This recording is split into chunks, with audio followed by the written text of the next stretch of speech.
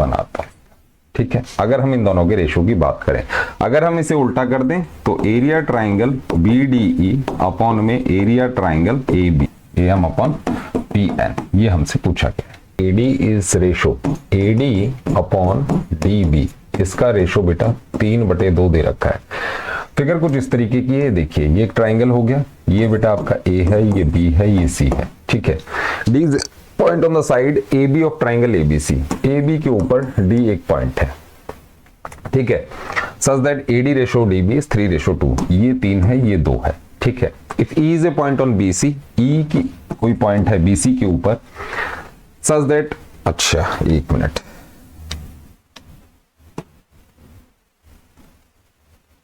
हाँ अब ठीक है, बोला गया E is a point on BC such that DE is parallel to AC। DE parallel किसके है बेटे? AC के, AC के पैरेलल है। अगर मैं इस वाली लाइन को जोड़ दूं तो ये DE AC के पैरेलल है। बात समझ आई? ठीक है, चलिए, DE is parallel to AC। ठीक है, find the ratio of area of triangle ABC, area triangle ABC upon में एरिया ट्राइंगल BDE, इनका रेशो आपने फाइंड आउट करना है। ध्यान से देखिएगा किस तरीके से आप इसे फाइंड आउट करेंगे, कोई दिक्कत परेशानी इसमें होनी नहीं चाहिए। ठीक है जी, चलिए जी, तो देखो भाई, अगर ये वाली लाइन इसके पैरेलल है तो ये वाला ट्राइंगल बेटे, ये वाला ट्राइंगल, ये जो मैंने बोला आपको, ये क्या D और E, ये बेटे सिमिलर हो जाएगा किसके? ट्राइंगल ABC के। इतनी बात समझ आती है? ठीक है, अब देखिए, अगर इन दोनों का मेरे को रेशो निकालना है, ट्राइंगल ABC और एरिया ट्राइंगल BDE का। ठीक है, ABC ये वाला है और BDE ये वाला ट्राइंगल है। इनका अगर रेशो जानना है तो इनकी कॉरस्पॉन्डिंग साइड्स मुझे जाननी पड़ेगी। क्या साइड्स? बात समझ गए?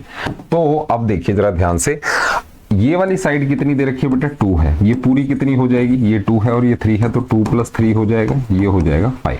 तो AB कितना आ गया बेटे? ये आ गया 5, और BD कितना है? ये है बेटा 2। इतनी बात समझ आती है? ठीक है, अगर इतनी बात समझ आती है तो एरिया ट्राइंगल ABC क्या हो जाएगा? AB के स्क्वायर के, और BDE किसके बराबर हो जाएगा? BDE इसके, कहने का मतलब BD के स्क्वायर के। इनका रेशो इनके रेशो के बराबर होगा। बात समझ आ गई? क्लियर है? ठीक है, नोट डाउन कर लीजिएगा। तो AB कितना है बेटे? ये हो गया 5 का स्क्वायर, और ये हो गया 2 का स्क्वायर, तो ओवरऑल 25/4 आता है। Is this clear? पहला सवाल क्लियर है जी? तो इस तरीके से सवाल आपने चलाने हैं। चलिए नेक्स्ट क्वेश्चन की बात करते हैं। क्या बोला जा रहा है? ये बेटे इसका डायग्राम है, एक बार इसे देखेंगे। ठीक है, और ये इसके बारे में इंफॉर्मेशन गिवन है। क्या बोला जा रहा है? एक बार इसे भी और इसे भी दोनों को देख करके समझते हैं। ठीक है, देखिए क्या बोला गया? इफ ट्राइंगल ABC, क्या बोला गया? ट्राइंगल ABC एंड BDE, ये दो ट्राइंगल हैं और ये इक्विलेटरल है। क्या हो गए? इक्विलेटरल है। क्या है? इक्विलेटरल है। इक्विलेटरल का मतलब क्या होता है? तीनों एंगल बेटे किसके हैं? 60 डिग्री के। दूसरा ट्राइंगल बनाया जाए तो ये तीनों भी क्या है?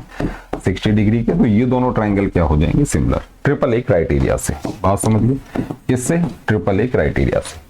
वे D is the mid point of BC, D जो है ये D मिड पॉइंट है इसका BC का। ये चीज ध्यान से नोट डाउन कर लीजिएगा। Find the ratio of area of triangle ABC, ABC triangle का एरिया मतलब इस वाले का। ठीक है, एंड BDE, BDE मतलब BDE इस वाले ट्राइंगल का आपने रेशो बताना है, इन दोनों के एरियाज का। किसका? एरियाज का रेशो बताना है। बहुत सिंपल है, सरल है, कोई दिक्कत इसमें होनी नहीं चाहिए। देखिए, both the triangles are similar. Triangle ABC is similar to triangle BDE, है ना, क्योंकि सारे एंगल किसके बराबर हैं? 60 डिग्री के। या हम कहें equilateral triangle, all equilateral triangles are similar. ठीक है, तो अब इनका जो रेशो होगा, मतलब एरिया ट्राइंगल ABC अपॉन में एरिया ट्राइंगल BDE जो होगा, ये किसके बराबर होगा? ABC का, तो बेटे BC का स्क्वायर हो गया, और BDE का BD का स्क्वायर हो गया, BD का स्क्वायर हो। बात समझ आई? कॉरस्पॉन्डिंग साइड क्लियर है? अब देखिए BC और BD के बीच का रिलेशन क्या है, ये जानना जरूरी है। अब देखिए BC BC जो है ये BC, D is the mid point. अब देखिए ये जो D है ये क्या है, मिड पॉइंट है, बात समझ गए। तो हम क्या कह सकते हैं कि BC is equal to twice of BD कहा जा सकता है। भाई ये जो BC है ये BD का ट्वाइस है, कहने का मतलब ट्वाइस ऑफ BD, इसका स्क्वायर हो गया, BC को मैंने ट्वाइस BD लिखा और ये BD का स्क्वायर हो गया, कहने का मतलब 4BD का स्क्वायर अपॉन में BD का स्क्वायर से कैंसिल, तो 4/1 आता है। ठीक है, अगर हम इन दोनों के रेशो की बात करें, अगर हम इसे उल्टा कर दें तो एरिया ट्राइंगल BDE अपॉन में एरिया ट्राइंगल ABC, इन दोनों का क्या आएगा, 1/4 है। कोई भी रेशो आपसे पूछा जाए उसके अकॉर्डिंग आप आंसर कर देंगे। Is this clear? ठीक है, बात समझ आ गई? चलिए बात क्लियर है तो नेक्स्ट क्वेश्चन देखा जाए।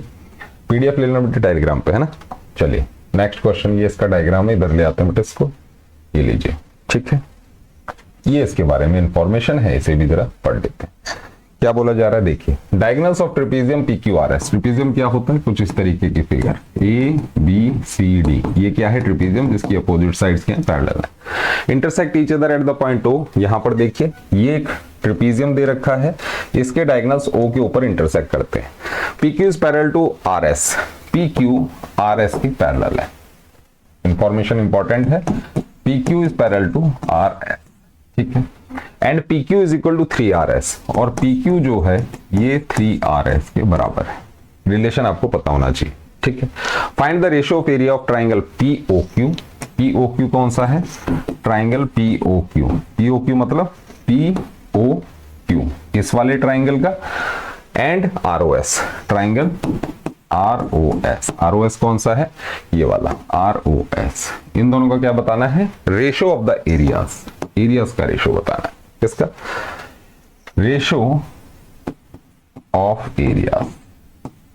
बहुत सिंपल है, किस तरीके से बताएंगे ध्यान से देखिएगा बेटे, सीधी सी बात है। यहां पर देखिए triangle ROS and triangle ROS है तो POQ, इन दोनों ट्राइंगल के अंदर बेटा RS जो है, RS is parallel to PQ, given है। ठीक है, कहने का मतलब एंगल 1 बेटे एंगल 2 के बराबर, एंगल 3 एंगल 4 के बराबर, ठीक है, एंगल 5 एंगल 6 के बराबर। बात समझो, कहने का मतलब ये वाला एंगल इसके बराबर है, ये वाला इसके, ये वाला इसके, वर्टिकली अपोजिट, और ये वाले क्या हो गए, ऑल्टरनेट इंटीरियर एंगल्स हो गए। बात समझ गए, तो दोनों ट्राइंगल क्या हो गए, क्या हो गए जी, सिमिलर हो गए। सिमिलर किससे, ट्रिपल ए क्राइटेरिया कह दीजिए या डबल ए क्राइटेरिया कह दीजिए, कोई दिक्कत नहीं होनी चाहिए। ठीक है, अब क्या है, अब इनका रेशियो ऑफ द एरियाज बताना है। किस किस का बताना है, POQ, सबसे पहले एरिया ट्राइंगल POQ है और एरिया ट्राइंगल ROS है। POQ ROS, तो क्या हो जाएगा POQ का, PQ का स्क्वायर, ठीक है, और अपॉन में SR का स्क्वायर। बात समझे, PQ का स्क्वायर और SR का स्क्वायर। Is this clear? बात समझ आई? तो PQ अब किसके बराबर है, PQ आपका 3RS के बराबर है, तो इसे आप रिप्लेस कर सकते हैं, 3RS का होल स्क्वायर हो गया और ये SR का स्क्वायर हो गया। ये इंपॉर्टेंट चीज है, नोट डाउन कर लीजिएगा। ठीक है, बात समझ आ गई? अब देखिए ये क्या हो गया, 9RS का स्क्वायर और नीचे RS का स्क्वायर, इससे कैंसिल, तो 9/1, this is your answer. Clear है? अगर इसकी साइड इसका 3 गुना है तो डायरेक्ट आप बता सकते हैं इसका एरिया 9 टाइम्स होगा, किससे, इस वाले की। क्लियर है जी? ठीक है, इस तरीके से आप सवाल चलाएंगे। चलिए नेक्स्ट,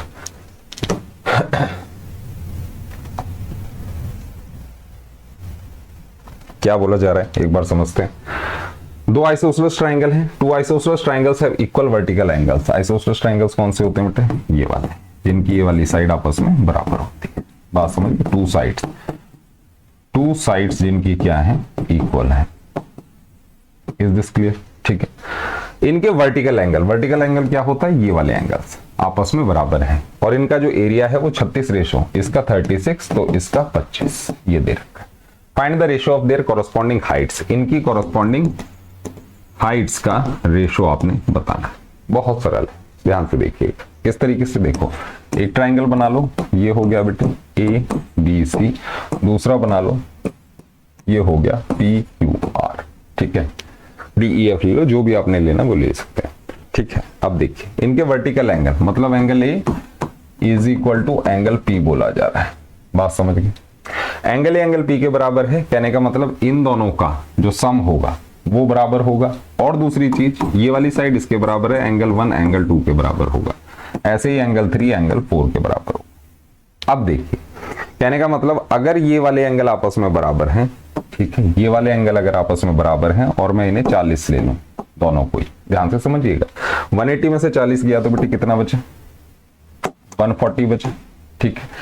140 इन दोनों में इक्वल इक्वल डिस्ट्रीब्यूट होगा, मतलब ये 70 ये 70, सिमिलरली ये भी 70 ये भी 70। आप कोई भी डिजिट लेके इस चीज को कर सकते हैं, जैसे कि मैंने 40 लिया, इवन ले लेना बेटर रहेगा, और ले लो तो भी कोई दिक्कत नहीं, ठीक है।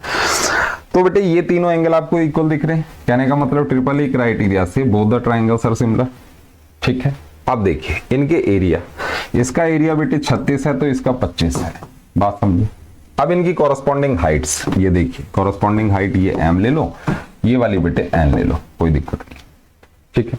अब क्या होगा, कॉरस्पॉन्डिंग हाइट्स का क्या रिलेशन है, अब देखिए बेटा ये वाला ट्राइंगल पकड़ा आपने, एक ये वाला ट्राइंगल पकड़ा, बात समझ गए। ये 90 है क्योंकि ऑल्टीट्यूड है, ठीक है, ये वाला एंगल इसके बराबर है, डबल ए से ये दोनों छोटे वाले ट्राइंगल, ये वाला ट्राइंगल इसके क्या हो गया, सिमिलर हो गया। कहने का मतलब ए बी अपॉन में पी क्यू किसके बराबर हो गया, ए एम अपॉन में पी एन के बराबर हो गया। इतनी बात समझ आती। तो कहने का मतलब क्या है कि जो इनका एरिया होगा ये A B square P Q square के बराबर होता है, तो डायरेक्टली आप कह सकते हैं A M square P N square के बराबर हो सकता है। बोलो कह सकते हैं, नहीं कह सकते, बिल्कुल कह सकते हैं। तो हम क्या करेंगे कि भाई इसका एरिया ये हो गया 36, इसका एरिया कितना है 25, ये किसके बराबर है, ए एम अपॉन में पी एन, इसके पूरे के स्क्वायर के बराबर है, बात समझ गए। और यही हमसे क्या पूछा है, A M upon P M पूछा है, A M upon P N ये हमसे पूछा गया है, ठीक है, कॉरस्पॉन्डिंग हाइट्स का रेशो। तो इस स्क्वायर को हटा के बेटे इधर रूट ले लूं तो ये बेटे 6/5 आ जाएगा, ये क्या हो गया ए एम और ये क्या हो गया पी एन हो गया जी, गेम ओवर हो गया, बात समझे। इस तरीके से सवाल चलाओ तो है मजा।